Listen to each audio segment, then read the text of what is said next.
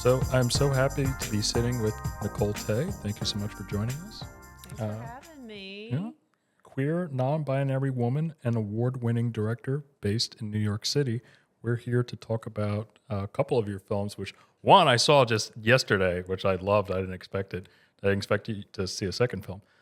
Sub and then Tomato and Eggs. So Mm, let's dive into it. Can you share a little bit about your background and your approach to filmmaking? sure. Well, as you mentioned, queer, Asian, non-binary woman, currently living in Brooklyn, but my heart is in Harlem, where I lived for I guess the past 4 or 5 years before moving to Brooklyn. And yeah, I guess I sort of describe myself as a storyteller first and foremost. Like, my day job is I basically tell stories for brands. So I have a copywriting background for pharmaceuticals and in advertising. And so I get to tell stories that way. But I also love telling stories that just resonate with me and that are stories that I don't get to see in the mainstream.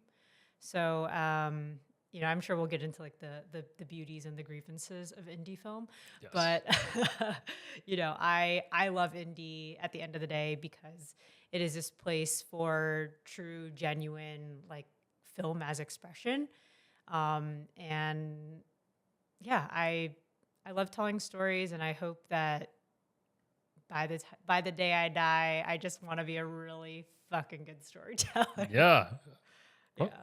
we always, as indie filmmakers, we wear so many hats: screenwriting, producing, even cinematography at times. Can you tell me, for you, what is your approach as a director, and really tie that in specifically to Sub and Tomato and Eggs? Yeah, well, my approach as a director, I think, is rooted in a lot of my experiences, both professionally, like having come from the advertising world and being able to literally tell a story in as little as one line and an image, right? And combining that with just my experiences as a queer person, as someone who works in the crypto industry, Yeah. the startup industry. So it for me, I don't like to subscribe to the idea that a director needs to look or be or act any kind of way. I think it is a role that everyone brings their experiences into, and it Mhm. shapes how you approach the craft. So I don't have an MFA. Mm. I don't have classical training, so to speak, but I have training from the school of experience Yeah. and just Yeah. and training from the school of being a queer person and having this queer body and moving through my life through a very queer philosophy.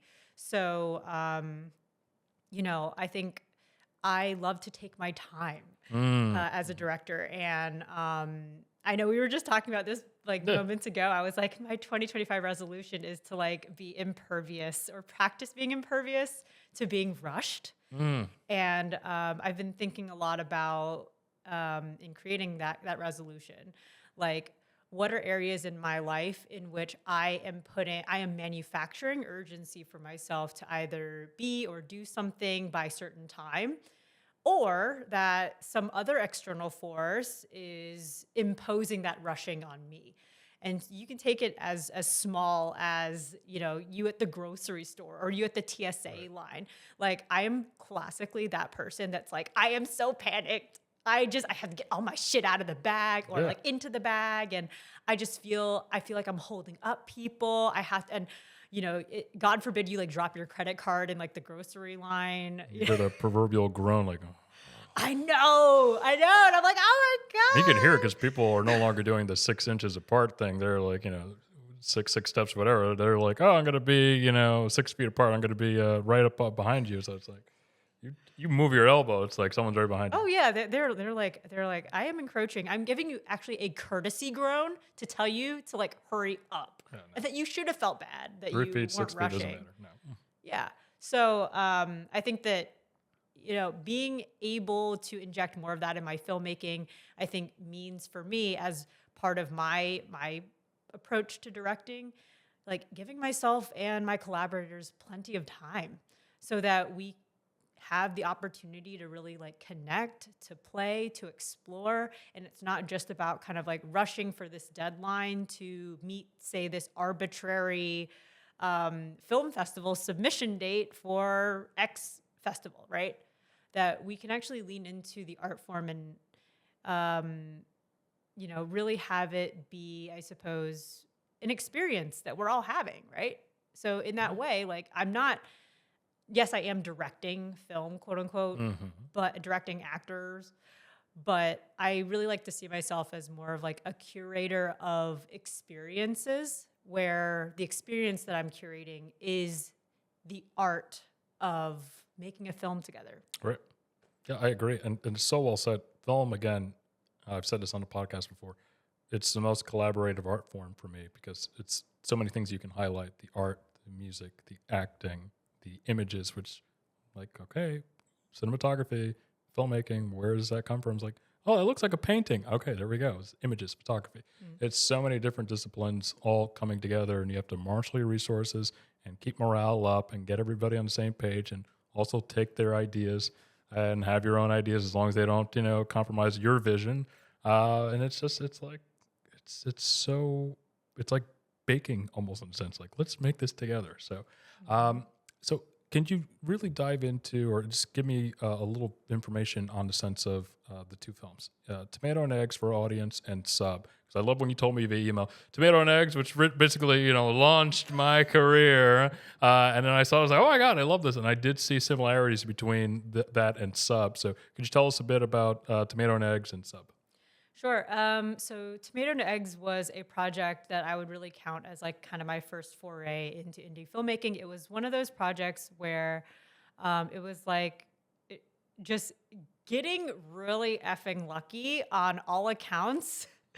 And I like to think about it as sometimes there are art pieces that the universe just kind of wills to exist, even though you have done nothing to prepare for that art to be successful. Yeah. And I mean that in terms of every aspect of producing that short. So for a little bit of background, Tomato and Eggs is an autobiographical story, and it's about kind of like my coming out process, one instance of me coming out to my dad and kind of exploring our relationship with me coming out, being bi, and then my dad also in real life, like, came out to me as also being bi, and to kind of track our relationship from that moment, because I think a lot of, especially Western viewers, will tend to say like, oh, like, that's an amazing thing, right? They have this shared experience, and he's obviously going to understand that, right? And it's like no, it's not how it played out at all. Not in the film and not in real life. And I think that being able to explore that in film and as my first kind of foray, like, I feel just very, very blessed that so many things could come together for it to be successful. But it was not at all because I had my ducks in a row. I had no storyboard. Oh, I wow. had no shot list. Oh. I didn't run rehearsals. Wow. And it still turned out that way, right? So I really have to like owe it to the universe, like whatever needed to align for that to happen. But, it was also a really big opportunity for me to then go on to do other projects and to fail at doing those other projects. That's important, to yeah. see production fall apart when the universe was not perfectly conspiring to help me.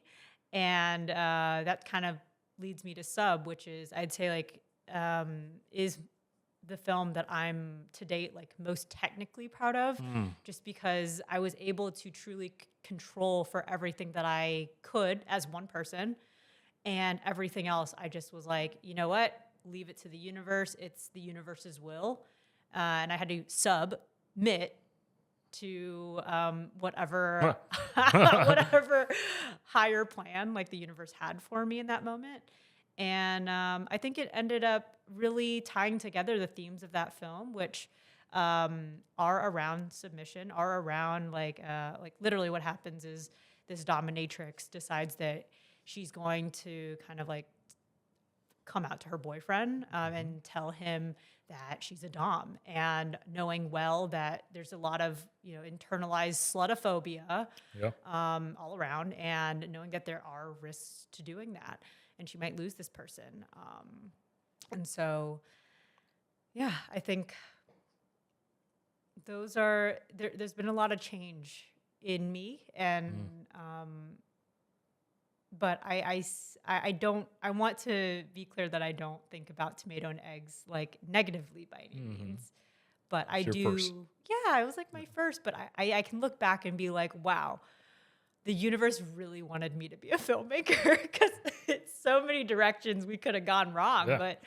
but we didn't. And I can take those lessons to apply it so that my art can be consistent and be consistently high quality. And I think that's where the experience comes in. Got it. So thank you for sharing that, because I wanted to make sure we have that context as we move forward in the interview. But also for the folks who are joining us on Instagram for just like the first 15 minutes, and then we'll cut you guys off. You can watch the rest of the pod on Uptown Films, Spotify, wherever you find your podcast. So last question for like the IG audience.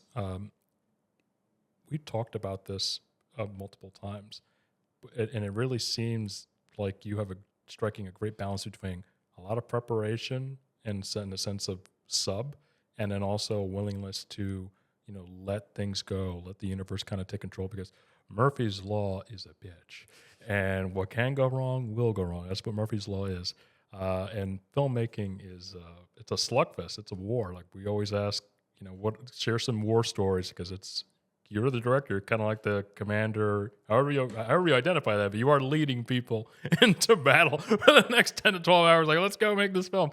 So can you talk to me about, as a director and producer, how do you like to structure your sets on production, which is the battlefield? Oh boy. How do I like to structure my sets? Oh man. Say more.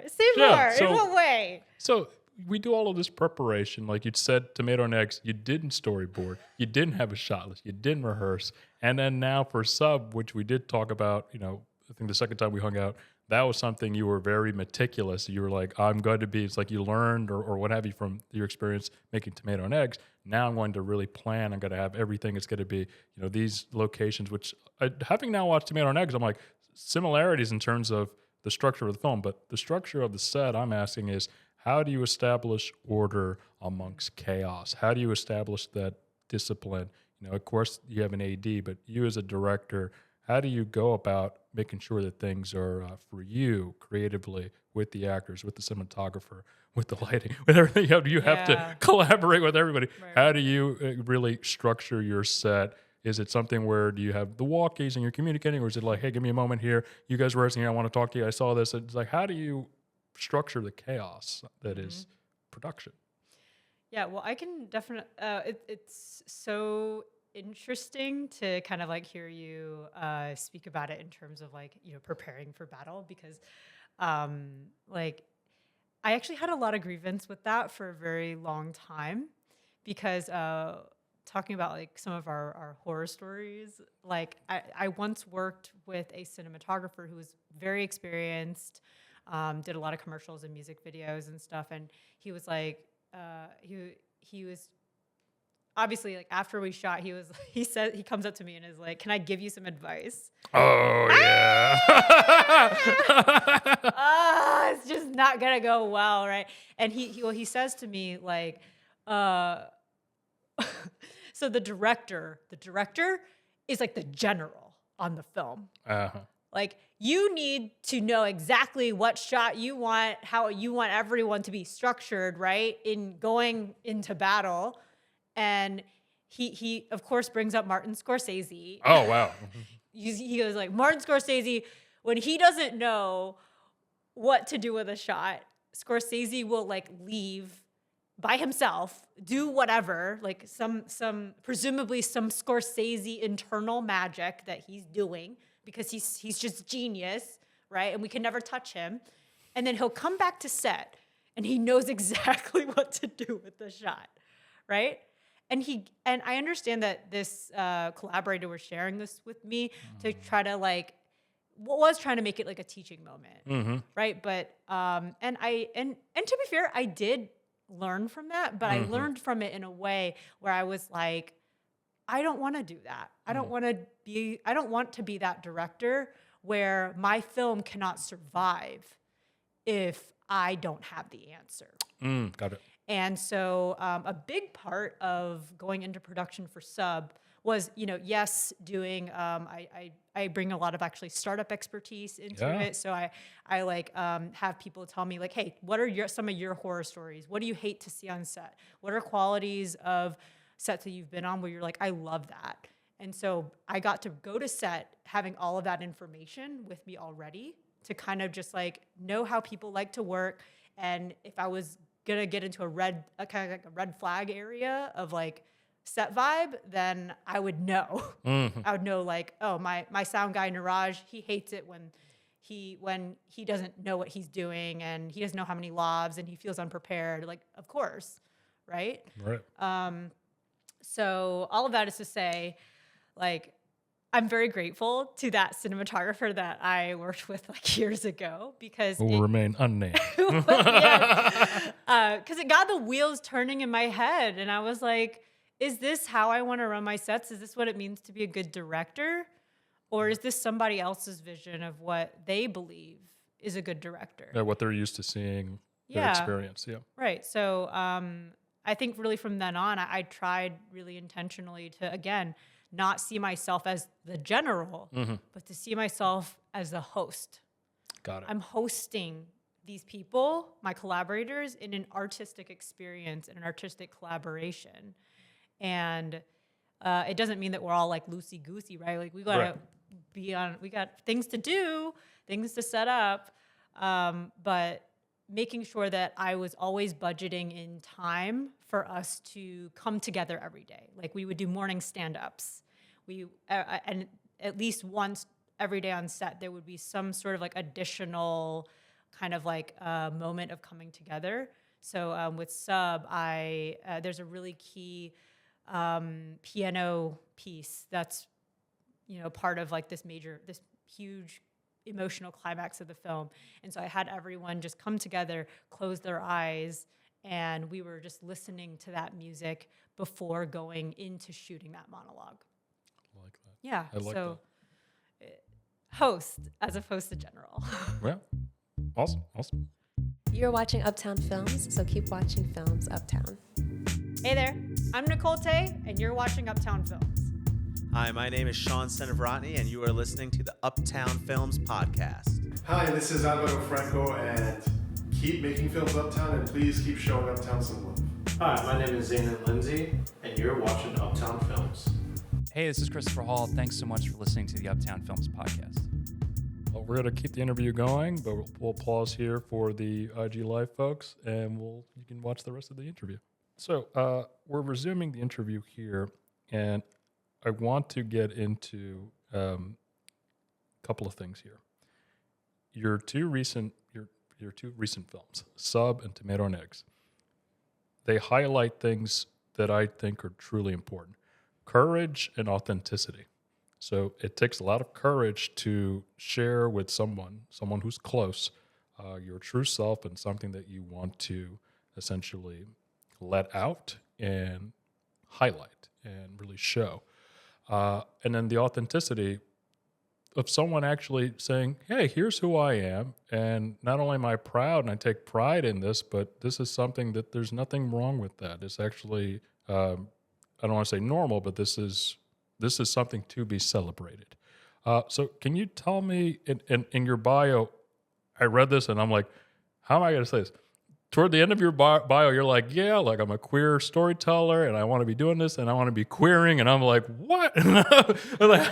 I bring that up because we're talking about identity, but also authenticity. So I say all that to say, can you talk to me about your thought process in going into highlighting identity the vulnerability of showing and telling who you are. Because now that I saw Tomato and Eggs, I was like, oh, this is now kind of seeing your, filmography in reverse order. I'm like, oh, so this was the first, and now we're seeing this in Sub as well, where someone is sitting down and like being prepared, like watching. I was like, that takes a lot. Like so can you tell me about your thought process in executing that on film? Realistically, like those moments so it's not, and I don't want to hedge the question here, but so it's not corny. It's very, it's a lived experience. It's true. It's authentic, but it's vulnerable and has to be real. So tell me about your thought process in executing key scenes like that between two actors, vulnerability, sharing identity. Yeah, well, for Tomato and Eggs, there was no rehearsal, so it was just kind of like, here's the script, good luck. But really, there's no. It's like there's moments like. Was there a moment like But by the way, you have a cameo in Tomato and Eggs, which I was like, there you are. Yeah. I have one in Sub too, but I'm like way background. I would have to point it out. Okay. So there's no rehearsals on Tomato and Eggs, but still, like you're watching it. Is there a moment like, this way or try it this? Yeah, and I mean, I was very, very lucky. Again, gonna reiterate that the father and the daughter in that short, they had actually worked together before as a father-daughter pair. Beautiful. So, and I think that was part of why I had cast them in the first place. And both of them are very seasoned actors, like in especially like the New York Chinatown like acting community. And and I think that it really did help as a director, the fact that that part of them preparing for those roles was me sharing just my personal experience. Okay. Right. And I think that it always was coming from a place of like authenticity and was coming from a place of, we are not coming out because it's a sensational, dramatic moment, right? That I'm trying to capture on film. Like it is happening in this short for a reason. And that reason is to be able to parallel both coming out stories of like both the daughter and the dad later on. And I really will not forget it for the rest of my life. Like there's the grandmother in that film. She came up to me afterwards in Chinese because she doesn't speak any English. She was just like, thank you so much for allowing me to experience this part of the human experience. I love that. Yeah. And I think that it was kind of at that moment in retrospect, I was like, I think I did something right by like following the authenticity and the vulnerability within myself and then putting that on the page. And that it just happened to be barely enough for my actors to work off of, right? But I think like to your point, like we see queer narratives of queer characters coming out all the time, like ad nauseum. And I think that part of my interest in exploring that is, yes, it is quintessential queer experience in Tomato and Eggs and in Sub, like coming out as queer, but also coming out as like a dom, like a hidden marginalized identity that you would have to like self-expose, and I think there's something really powerful about like the parallels of that, because at my core as a queer person, I'm constantly coming out. And I'm so fortunate to like live in a place like New York City where for the most part, either people are like, yay, you're part of the fam, or they're just like, I don't really give a fuck. Yeah. But it wasn't always that way. And I think that those are moments that really interest me in like, I think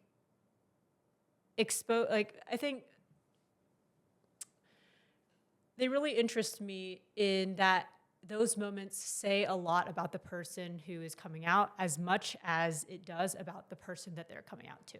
Yeah.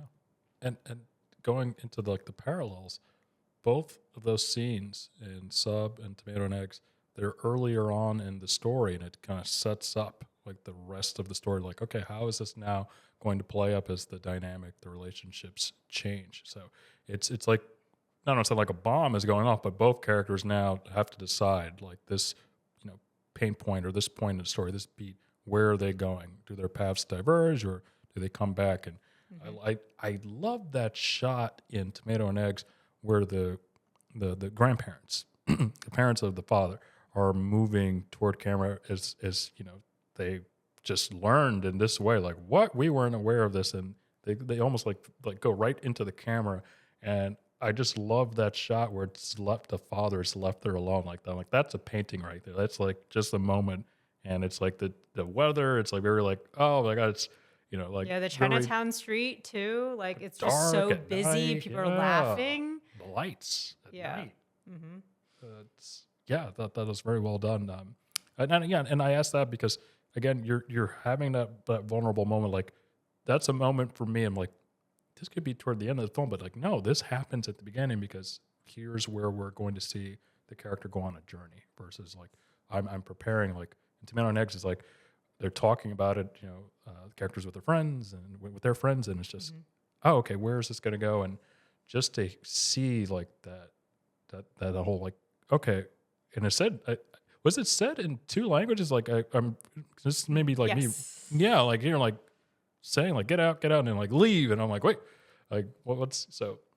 I thought it was very well done because it was so believable. It was a moment of like watching, and again seeing sub first, like that was seeing in the festival. I'm like that was more along the lines of okay, this is which direction is this going, and we see the character like. They're in a relationship, so it's like now it's very awkward. Versus now I got to see mother and daughter, or child and parent, kind of like father and daughter go through that moment. I'm like, okay, where's this gonna go? So, And usually, if you are watching coming out story, it's usually going badly. yeah, And not to say that like I'm totally not participating in that narrative. That Right. but I really want to like challenge what coming out can look like, and I don't think it always has to be this horrible experience where we get rejected by our parents, rejected by our communities. We have to redefine our communities out of just survival, right? Like, I don't think it necessarily has to be that way. And I think like in that way, I really see Tomato and Eggs as being like queer mainstream film of like today, where it is very much couched in that shared oppression. Though I do kind of put like that positive spin on it by the end and like that subversion. But with Sub, I see it more so as like where I want the future of queer cinema to go, which is, yes, she's just come out to her boyfriend about being a dom. He's not reacting well. Granted, it's for like all these other reasons because he's now high out of his mind and he has no chance to handle it well. But he probably wasn't going to handle it well to begin with. It's still like a human element. Like this is such a human experience that to like tell somebody, okay, I've been preparing, or maybe just going to wing it, but I'm going to tell you something that I don't know how you're going to react, and I don't know what the ramifications are. Yeah. It's like.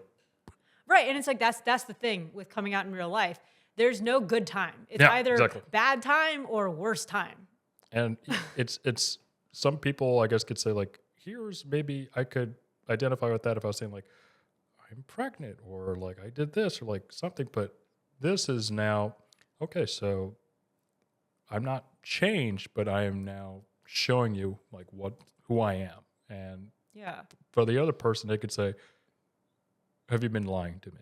Like, why didn't I know? Like, so then it's like, no, why are you? So I just like that moment. I loved in Tomato and Eggs, that moment where she's shopping, the character's shopping, and seeing, themselves as a little girl, and then the father there. That was so well done. I just have to say, in terms of the cinematography and the lighting. But that I wanted to just ask, how did that shot really come about, and not just securing, the location, all that stuff, but the lighting and just like moving the camera in the right direction to make sure that was done, because it really looked seamless. Like the lighting changed above, and it almost looked like, I don't know if you were using like a vintage lens or something, but it looked like you did some effect in post. I was like, but also looked so well done, like it looked like it was done in camera. So what was that? It's just, I had to pause. And I was like, wait a minute, how did when you watch Star, like, how did they do that? So how did you do that? So again, one of those moments where the universe really conspired, even down to being universe as gaffer. So when we were in that supermarket, we did not have a single light set up. Oh wow. Like our cinematographer was just totally like black magic, run and gun, and the one kind of like blocking that I had worked out in advance was like, we want them to exist in the same space, like the child version with the dad and the present day Lisa, right? And we wanted there to be a moment where she could see them and then they could walk past her. And it was like really only from that alone that, my cinematographer was like, okay, yep, we can kind of accomplish that by blocking people here, moving camera this way. And then everything after that was my co-director, Tina Shu, messing around in post and getting that really cool kind of like a vintage. Rack color, not even focused, but like a rack, kind of like going from It was that color really, temperature to really that. smooth. Very well done, yeah. But hey, I gotta hand it to, shout out to the universe as our gaffer on that one. Yeah. What was it like co-directing on Tomato and Eggs? I think functionally, Tina has a photography background, so she was working a little bit more in terms of like, okay, our cinematographer, how do we like this shot? How's the temperature? And I've always been like people person, like actors director, so to speak, and I would take that time to rehearse. Yeah. On-set rehearsals, the only time that we rehearsed, and we did at some point kind of like split up certain scenes. So some of like the montages with like the dad and the daughter, like Tina had took those, but then I took on some of the more like emotional scenes with, like the actual coming out confrontations, the pair of them. I will say, looking back on my journey co-directing, I definitely think that a lot of my desire to co-direct has always stemmed from a place of insecurity, of kind of feeling like, oh, I can't do this by myself. Like I want like a partner to do film with, like, because as you said, like you really just cannot make a film, super high quality film, just like by yourself. Like, or it's very, very like insanely hard. Right? Like you have to lean into the collaborative nature of this medium. And, I think for many years of my filmmaking career, I was sort of like, oh, I need like a co-director and I won't be able to get equal buy-in creatively unless I give them a co-directing position. Right? And some of those projects have like worked out well that way. Some of them haven't, but I'm at a place now, especially with Sub, where I'm like, I don't need a co-director. Like this is something that I can do myself, and I'm enough within myself. I have enough experience. I have enough trust within myself. And if someone wants to seek me out to be a co-collaborator, co-director, whatever, then what a blessing, but let's assess, right? It didn't feel like a crutch that I had to lean on in order to make my art happen. Yeah, of course. And it makes sense earlier on to establish that, get that experience co-directing, to see really what your style is, what your approach is. Did you, I guess, take anything from her in terms of her approach and directing that helped you? Or is that more along the lines of, hey, I got this, this felt really great, moving on? Yeah, I mean, I think that I will say it was really nice to have someone who was as invested as I was. Not to say that you also necessarily even need that person to be a co-director, right? Some people find that in a cinematographer right? Or like or their producer. But having someone in the weeds with me creatively, I think was a dynamic that I still look for. So like being able to find someone else who they don't have to care as much as I do, but they have to care. And I like it when people care. So I must ask, we talked about this off the podcast, but I must ask, favorite, or I say maybe least favorite, or something you want to share, horror, or you could say war story. That's what I say, but you say horror story on set. Oh, you could choose tomato and eggs, but I'd rather you choose sub because it's more recent. And I think you know which one I'm talking about. Oh my gosh. Well, I mean, funny enough, my most recent horror story was I got fired from a film set that I was volunteering on. Oh my God, how do you get fired and you're volunteering? They're like, no, I know you're not getting paid and you're volunteering. Well, we really don't need you. Right. It was one of like the most wild experiences that I've ever had. But again, it was like, it to me just, again, shows you the range of indie film. And I will just say that like I was kind of showing up as a favor. I was ACing, which is not something that I generally do, but I'm of the mindset, and I'm interested if you agreed or disagree, but I'm of the mindset that for most roles on a film set, if you are a diligent, communicative person, most roles can be taught. I would agree with you, but we have to specify this. What's the delineation here? Were you, I guess, first AC, second AC? I was pulling focus. Oh man! But you've done that before. I have, but not like, I mean, just kind of like messing around mostly. Oh, okay. I could see it was. I was like, oh. But that was the thing. I didn't know until I got on set that I was pulling Oh focus. no! Also, then if they didn't go into this with a focus puller already established, then it is what it is. Right. And so I was like, honestly, guys, I play a lot of video games. Like, I have my own camera. Like, I'm not bad at this. Like, and guarantee whenever we are behind on some shot, it's not because like I can't find focus, right?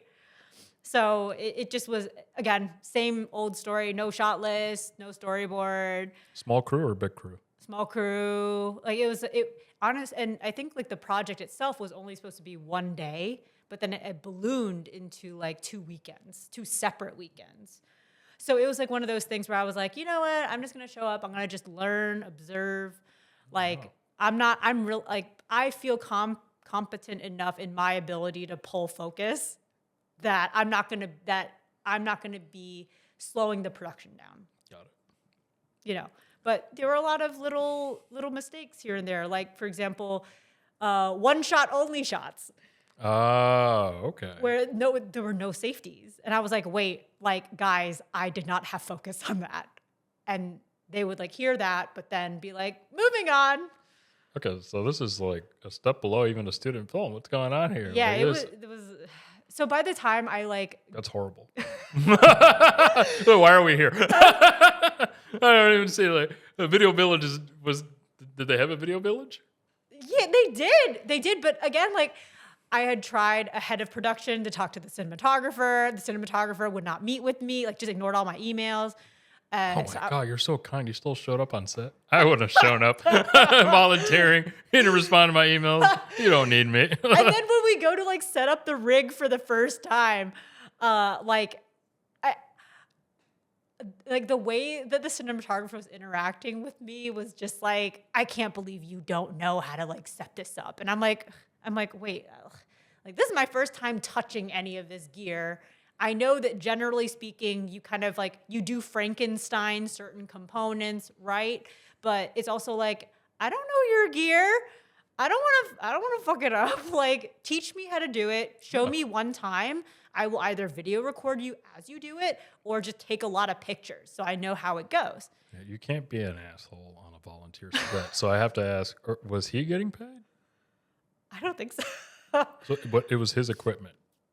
Partially. Oh, this is a mess. Yes, right. So it was also like it was also like, oh, I don't really know like where the receivers are. This is my first time putting them together, and I'm like, oh. So you want to be mad at me that I like don't know where these things are, and I don't know what goes with what. So here's a good lesson for our listeners: if you're going to volunteer on a set, it still needs to be organized. And if it's a 1-day shoot, that's fine. If it balloons into 2 weekends, it's like don't make it to the second weekend. I know. It was so. Was it multiple locations in one day? Yes. Oh, so that's a problem. I really have to stress this. Indie filmmaking, I think you have to kind of treat it like a stage play. If your budget is minimal, Yes. minimal location. Like I did this with a web series 10 years ago. We shot 2014, 2015, and 2016. And it was basically, one season. It was like 10 episodes almost. And I don't, regret anything. It was a great learning experience. We shot in 5 boroughs, basically. Wow. And I'm very proud of it. But I would never do that again. It would just be each episode, one location. Yeah. Each episode, Yeah. one location. Yeah. We're in his bedroom.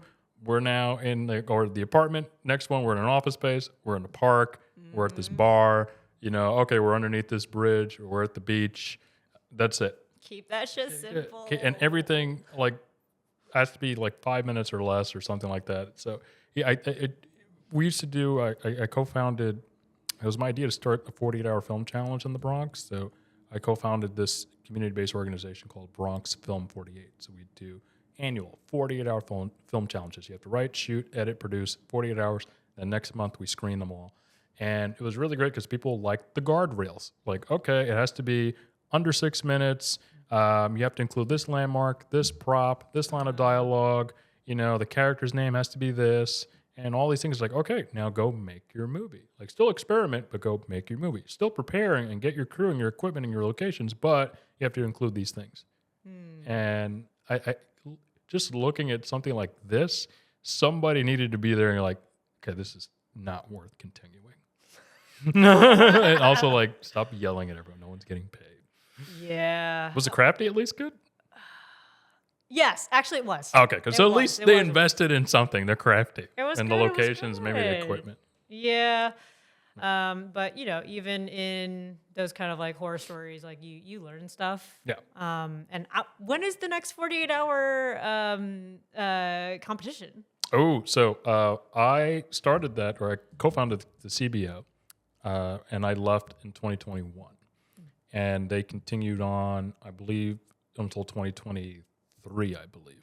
So we basically, I think, disbanded after 5 years. Yeah. But there are other 48-hour film competitions and challenges. I know I used to joke with my friend, I'm like, hey, now that RealWorks is doing this, but that's with teenagers. And I was like, I think they got the idea from us.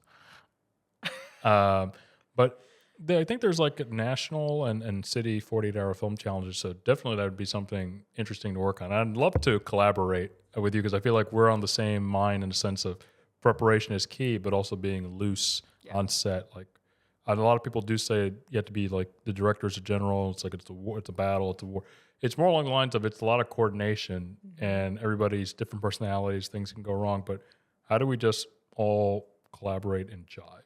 And the crafty has to be good. The equipment, the locations, the actors. You can only pay for so much. But I also say one small word of wisdom from my cinematographer, Alice Millar from Sub. She was like, "There's always one asshole. There's always one asshole on set, and if you can't identify the asshole, it's probably you." Ooh, that's well done.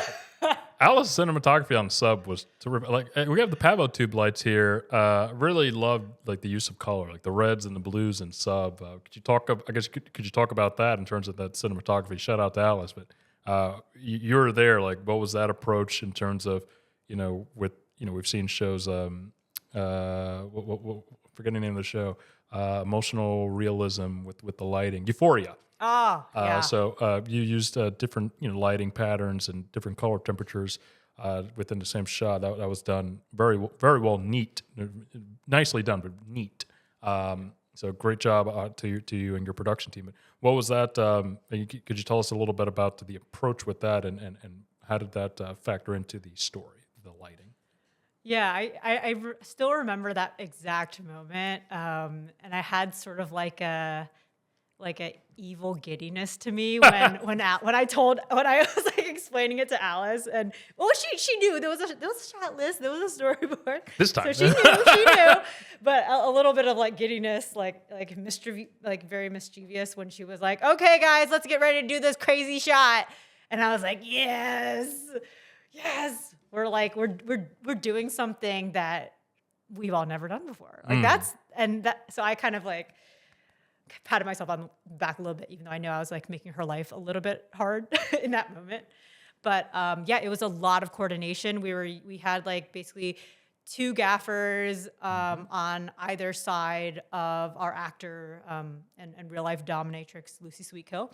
And basically it was like a coordinated effort with the camera movements to either like hide the tubes that were on or to like then kind of like cheat and open them. Like our gaffers were literally just holding them to their chests and like opening them, but they had to be done at like very specific moments.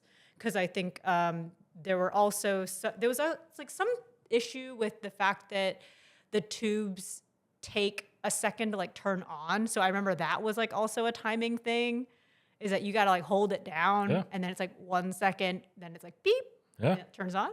So I think also timing it that way was another element of what I would say almost like a stage play, stage production of the whole thing. And so it was, I felt very excited that we were all doing something that was so just kind of like all the pieces really needed to come together. And that's the movie magic, right? Everyone kind of does their job. Everyone does their job perfectly in the span of like 5 seconds or whatever. And you happen to be able to capture that 5 seconds on camera. Yeah, and it's a practical way of doing it. It's like 2 people have to hold it, turn it on, move, and that's how it's done. It's like, oh, how did you achieve those shots with the police car and the sirens? Like, people to get the beacons. People were just moving the lights like that. And that's it. So kind of like rapid fire portion here. I want to get into. Your face is like, oh. Rapid fire. More of the war imagery. We need to change it to like party imagery. Party imagery. Okay. Fun. Fast shots. No, that also sounds like war imagery. I was thinking like, we're doing like rapid, like drinking shots. I was just gonna change it to fast questions or like speed portion. Okay, cool. Like the movie Speed. Speed round. Yeah. Lightning round now. Lightning round. This is like a game show. Tokyo Drift round. Well, I was about to ask you which films have really inspired you to make your last 2 shorts, Sub and Tomato and Eggs. Oh, I mean, or any inspiration in terms of executing the films? Yeah, I would say for sure Saving Face. It's a it's like 2008 classic Gaysian intergenerational film that's just so tender and funny. Stacked cast also.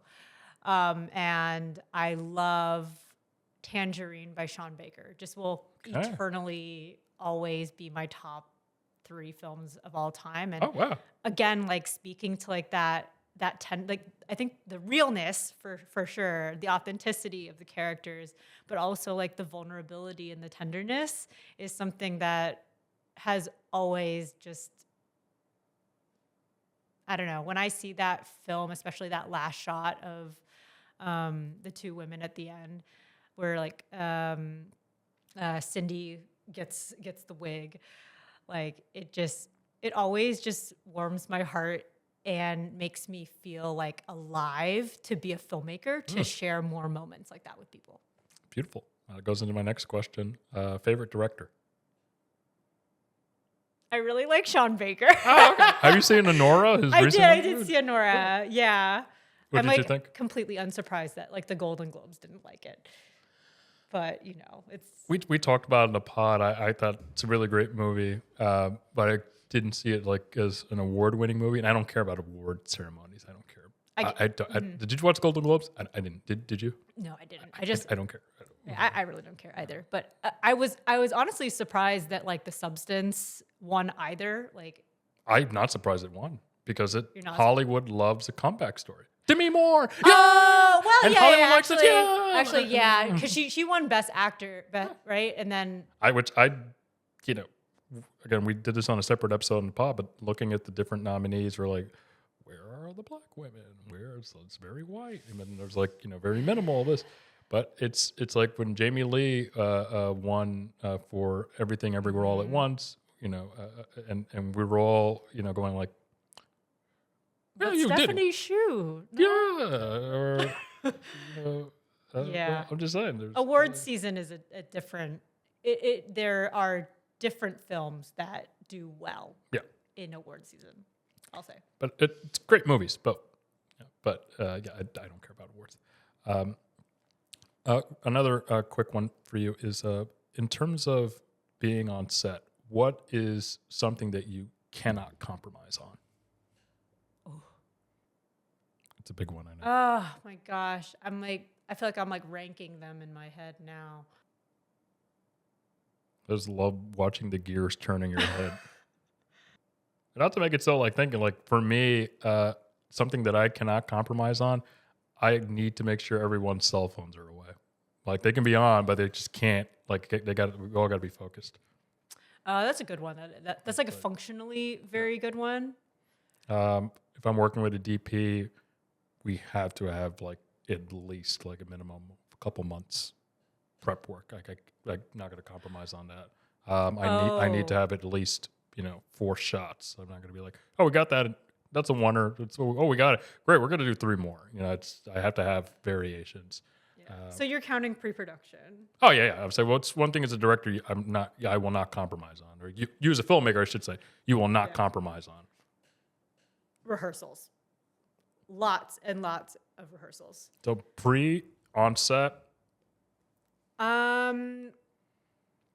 Pre-production rehearsals, like, because I think by the time you're on set, generally, like that's like day of the show. That's right. That's the first night, opening night, so to speak. Right. Yeah. I'll even go so far as say this: I will not compromise on an actor not being off book. Oh my God! Has that been a thing? There are some actors I've observed, like not on my sets, and not saying like not on my sets. No, I'm just saying it hasn't happened. I've made in the last 10 years about 6 shorts, a web series, and now a feature, but I haven't really run into that big of a problem because like it's fine if the actor's like looking at their stuff and like okay, but when we have to like get it back and it takes too long, it's like you don't know. It's like that hasn't really happened to me. Maybe once, I should say. But I have seen it happen on other sets where it's like, it's one thing to grab the piece of paper and like, can you feed it to me? It's like, no, I've seen that happen. I'm like, oh, this is too long. Like something needed to be done with that. I will say that I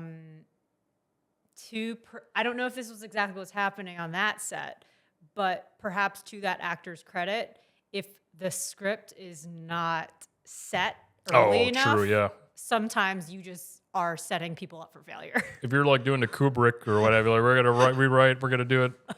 Like while we're shooting, like no.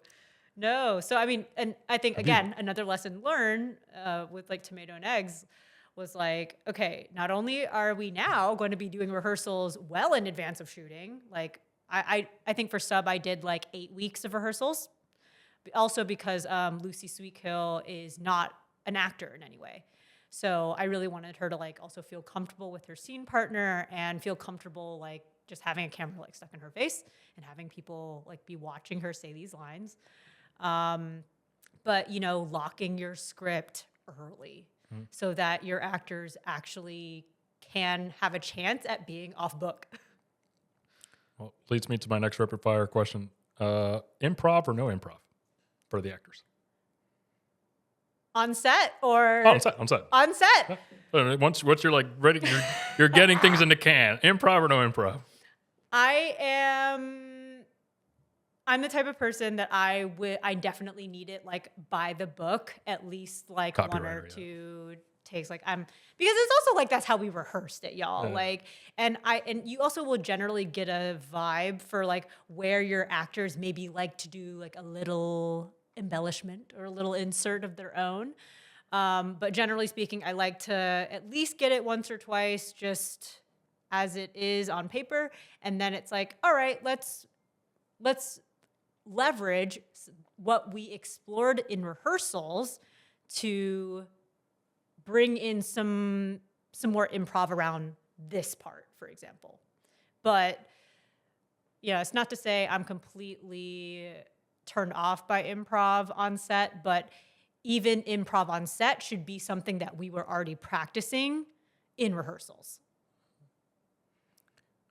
And this is the last one, but it's kind of like not a gotcha question. It's really like more along the lines of preference. Camera movement or no camera movement. And I'll specify that as in camera can be stationary and moving. I'm not saying camera needs to be like that type of movement. So you could say like, well, Greg, I like the camera to be on a tripod and moving. Yeah, I would say no movement in that sense. The camera is not necessarily moving versus, okay, we're literally moving it like on a crane or a handheld, things like that. So what do you prefer? I would say minimal movement, camera stationary, or camera's not stationary. The camera's literally moving throughout the world, not just panning and tilting. Yeah, I mean, I would love to use a crane. Don't tempt me with a good time. I said steady cam, yeah, I mean, I would. Or dolly. I love a dolly. I think use the dolly a lot on sub just because it's so versatile. Like, and also it's like there were so many shots that I initially had in the shot list as like a steady cam, but then Alice was like, okay, do we actually need the steady cam? If so, I can hook you up with a guy. But this same thing that you're trying to accomplish can be accomplished through a dolly shot. Yep. And I think like, especially being low budget indie filmmakers with small sets and crews, like I think movement is a big definer between like, oh, I am a student and this is my first production and I am just trying to get it done, versus I am actually putting in finesse into what I'm doing here. There's artistry and movement, and I'm trying to engage you in an artistic exploration. So again, not coming from a cinematography background, I can sometimes overly use sticks. I find like, cause I'm so used to like, okay, I'm really focused on the actor right now. Like I'm sitting here with with you and you're the focus. It's not this like long panning dolly shot. Right. But again, like I feel like that's something that I'm constantly leveling up, and I'm very grateful to my cinematographer, Alice, for pushing me more to add more movement to how I'm storytelling, because I do think that no matter how you kind of like want to slice and dice it, like if you, this is so funny. If you ever watch like a cooking show, like Chopped or, those like Rescue My Bar. Yeah, Rescue My Bar. Bar Rescue, yeah. I saw this video on TikTok that was like, I have been counting how long they stay on each of these shots, and there is no shot that is on screen for more than 1 second. Yeah. And so we are just in an attention economy where unless you have a very, very, very good artistic reason for a static shot and someone is monologuing into that camera, there's no Ken Burns in the edit. Like, you have to have a really, really good, compelling artistic reason for that, because people just get bored. Well, you had a great reason to break the fourth wall in sub. So. Yes. I love breaking the fourth wall, but it's some people might call that cheesy. Like even when we were on set, I remember Alice was like, actors should deliver into camera. There was another scene that was like that, and Alice was like, are you sure? Like, Yeah. Alice is a good DP to be like, we can do this without the Steadicam. That can be accomplished in the dolly. And now, like, Yeah. are you sure? That's a good DP. or yeah. So I definitely like respect her for kind of like checking me a little bit on Yeah. those things. And I think that that is something that you get when you are a director who is a host and you are hosting people in this experience, in your space, in this art, versus you're the general. Because I don't think she would have said that to me if I was a general. I agree with you, and I have to bring this into the conversation. Have you watched movies, and this goes back to like now physical media, where you watch like the director's commentary? Yeah, I love doing it. There's like we talked about this on the pod in the past, like John Carpenter talking about like The Thing or like Halloween. It's like or Michael Mann talking about Thief or Heat and things of that nature. It's like so interesting to hear, directors to talk about like, so like this shot right here, like they're doing this and like it's his background. It's like just so interesting like to think about what goes into the shot and the why. Yeah. It's like we need this character to break the fourth wall and have this lighting effect happen. These two lights happen because this is going to showcase this. So, Obviously, it's gonna. The artistic integrity. It has to be this way. I love because that's the point where film it's so subjective. It's like It is. like, do you like Tarantino? Do you like Coen Brothers? Do you like Wes Anderson? Do you like Paul Thomas Anderson? Do you like it just comes down to, I guess, what tickles your fancy. It really is. And I like your. That's what made me come up to you at the film festival, October Film Fest. Stewart Cinema, Emmeline Stewart. Shout out, Emmeline Stewart. Stewart Cinema in Greenpoint. I saw your film and I was like, I need to, I didn't see your film at that time when we met. I saw it afterwards. So I saw it at the bar on like the television. It was like just showing the different images. And I was like, oh, what's that? Oh, look at that blue and red mix. Like, so you're making, yeah. And like, oh, so that's what's in the movie, Dominatrix. Okay. So. yeah. I for me personally, like you asked who's my favorite director, I say Sean Baker. And I know, and a big reason for that is that he works with a lot of non-actors. Yeah. And he very much like believes that, you don't need to be an actor to tell your own story, right? And that's exactly what he has been doing in so many of his films. And, I love how much he centers like tenderness in these really unexpected ways. And I just find that to be so queer. I don't know if he himself identifies as being queer, but, it speaks to me. It tickled my queer fancy. I like that. There's, in a sense, I want to make sure I say this correctly. In the sense of your filmmaking, what are you trying to, as you continue in your career, I don't want to say accomplish, but what are you trying to show more of, highlight more, and or push, for more on screen? Mm-hmm. Okay, I'm going to state it here formally. I'm Nicole Tay. I'm a writer, director, and I am the future of queer cinema. Tough. Yeah? Tough. Yeah, it is. And I think so much of what has brought me to this place of being like, no, I'm not just a queer filmmaker. Like, I want to be the future. Like, I am the future of queer cinema. Comes from, honestly, a lot of artistic frustration, a lot of artistic boredom with where queer narrative stands today. Like, I know we talked about it before where it's like every time a character comes out, it has to be a bad time. Like, it has to be to their parents. They're always seeking approval from their parents. And they're getting rejected from their communities. And chosen family is this thing that they have to do out of survival, as opposed to something that could genuinely be like a very beautiful, enriching choice to be your most authentic self around other people who are their most authentic selves. And so I love the idea of showcasing on film how beautiful being queer has been in my life. And showing that as a subversion to what we think about as queer narrative now, which is, the uniting kind of theme or factor that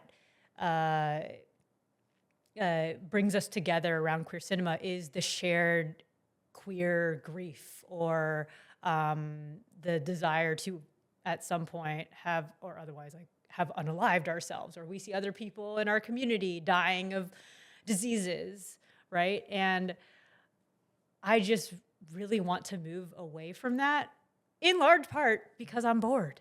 And I think that there's something so much more beautiful out there in not just queer as a noun or queer as an adjective, but queer as a verb, of being able to queer and question anything that I find normative in this world. And that put in your bio, queering. Yes, and that includes queering the queer mainstream narrative.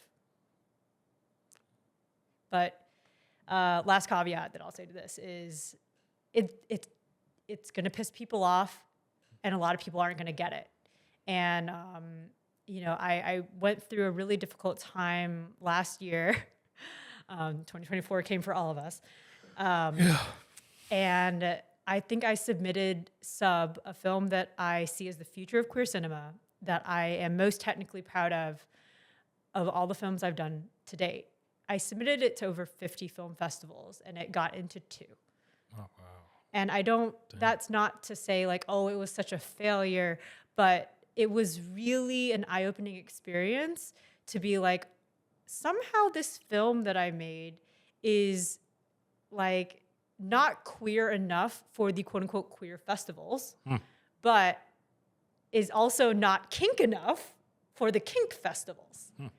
And I have somehow found, like, I don't know, I think it's kind of cool, right? Found a niche. I have this really random niche where, like, I made something really special that can resonate with queer people, can resonate with people in the BDSM community, and yet, in terms of the mainstream kind of like narratives that are representative of each of those via festivals, like, they don't really know what to do with it.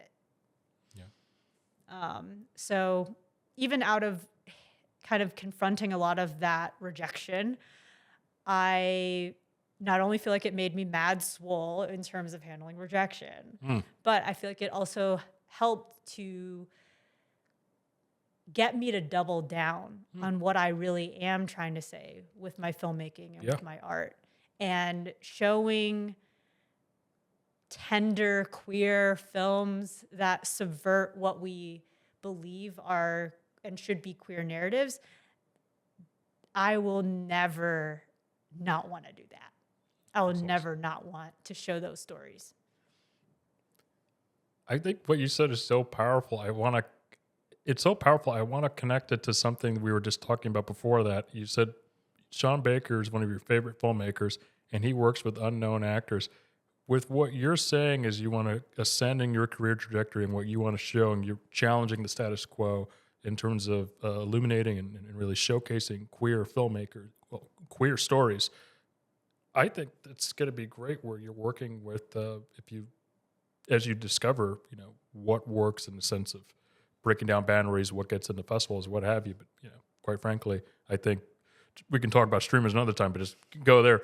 But perhaps that's something where you adopt a similar approach to Mr. Baker, where you're working with, kind of like unknown talent. And it's like, okay, like Nicole Tay, like I want to work on her. I want to work, on her sets. I want to work in her films as a queer actor, as a queer filmmaker. I think that's something where eventually, you continue to go, you're going to find success. So keep going. Thank you. Yeah, that's the road ahead. And I'm really excited for it because it just means that I get to curate these really fun, playful set environments where even if you are a straight identified person and you're working with me, you get a little bit of a taste of what it means to be part of, this future of queering film itself. And, I can't think of a better time. I cannot think of a better use of my time on this earth than doing just that. And as a straight dude, I look forward to working with you. Yeah, let's make some queer film together. Let's queer some film together. Let's do it. Last two questions. What's next for you, and where can people find you? Okay, well, what is immediately next for me is I'm getting married. Oh my God! Yeah, I'm glad we say this for the end. So, married. so you got to you just did it before Mr. Orange gets in the office, Yes. but the real like fun ceremony is in October. So, can you talk about that? Like, Yeah, I'm getting married to my lovely partner, Paige, of 10 years. So Wow. I'm like 33, which means that we basically grew up together. We went through all of our 20s together. So, there's that saying that loving someone is to meet 1,000 different versions of them. And I feel like we have each seen like 1,000 versions of each other. Like a lot of ugliness, a lot of like cringe, but a lot of like beautiful learning moments. And I think honestly, Paige is not only one of my longest collaborators, but she, I think, really helped Paige is not only one of my longest collaborators, but she really opened my mind creatively to what it means to make queer art. And I think it was really from her. If you watch Sub, the film is also like inspired by her, that she really kind of created a safe space for me to like work out a lot of the things that I am fearful of and transmute that fear into healing, joy, connection, love, etc.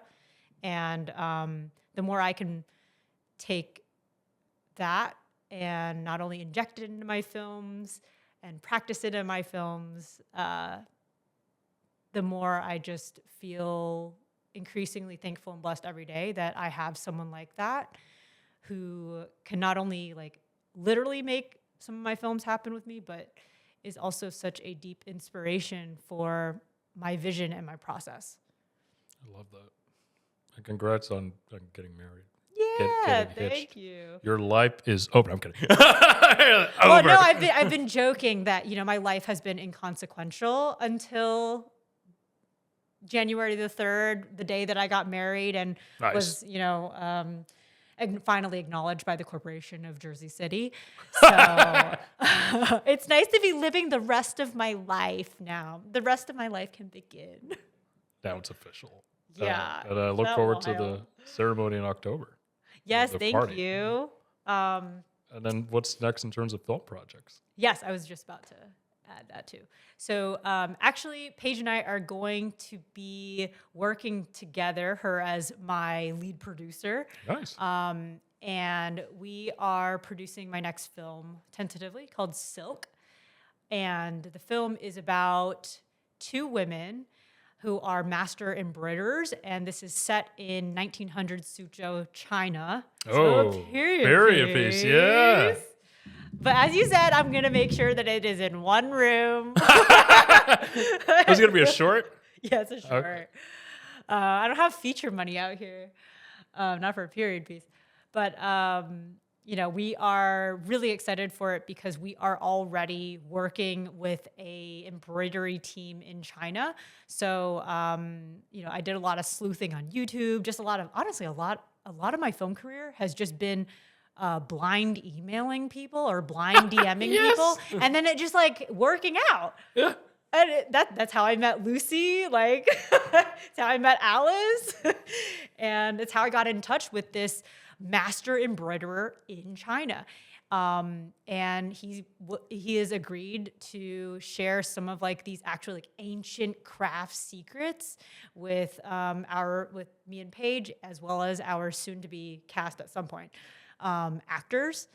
And the short follows again the two women master embroiderers, and they have been summoned by the Empress Dowager to create this really elaborate double-sided embroidery piece. Okay. Yeah, so that they're like, and this is famous in China. where it's like one sheet of fabric and they're passing the needle back and forth through the fabric such that there's a different image on each side. Oh, wow. It's like a crazy amount of like planning, execution, Intricacy, trust. yeah. And the twist to it, what I'll say, is that they're actually former lovers and that they're being forced to get this embroidery piece put together. Otherwise, the Empress Dowager is going to punish them. So how do they set aside or work through their troubled romantic past to get What are this the piece done? Petty grievances. Yeah, exactly.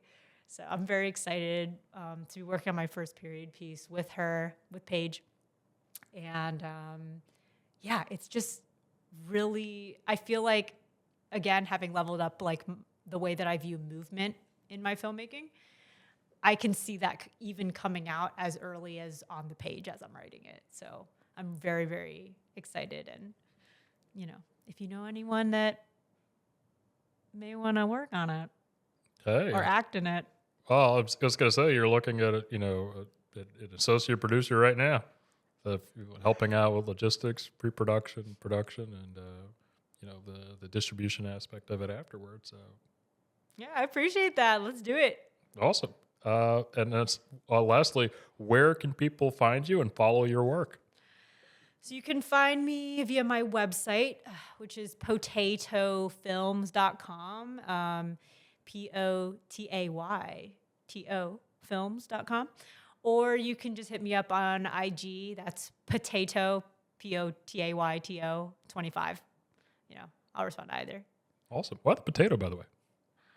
It came from like a joke in college where like my martial arts team, like they were giving out nicknames to everyone based off of like foods.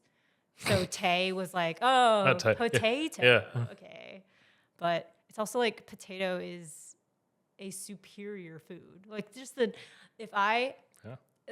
potato is so king that like it is perhaps the only vegetable, legume that you would ever need in your entire life. And think of the variety that you could make out of potatoes. I'll just stop there. The versatility, just saying. Also the historical nature of the potato. That too. Yes. Well, awesome. Nicole, thank you so much for joining us on Uptown Films. It's been a pleasure. Thank you. Yes, thanks for having me.